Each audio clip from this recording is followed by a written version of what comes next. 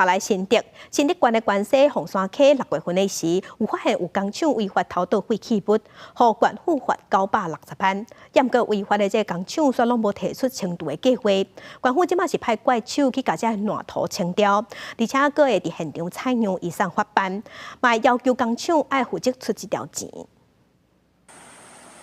溪水顶面铺一层油污，现场佫传出臭味。新竹县红山溪6月份，互业者违法偷倒有毒的工业废弃物，影响新埔、关西民众的饮用水源。最重要是把这些污泥要清掉它，因为每天都下雨整个关西镇都那个臭味。24透早，新竹县长尤文科带队来到现场，用怪手开挖溪底污泥，准备采样检测。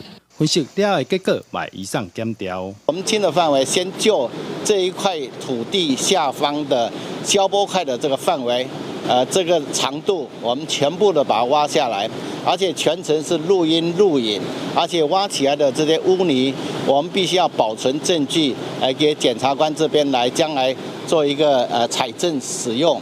另外，溪边布花各残留部分的污染物。看不过在现场抽炸油用的锁啊，后续排用人工的方式清除。确认所有的受到污染的这个土壤或者是污泥，我们都清干净之后，这个工作才会停止。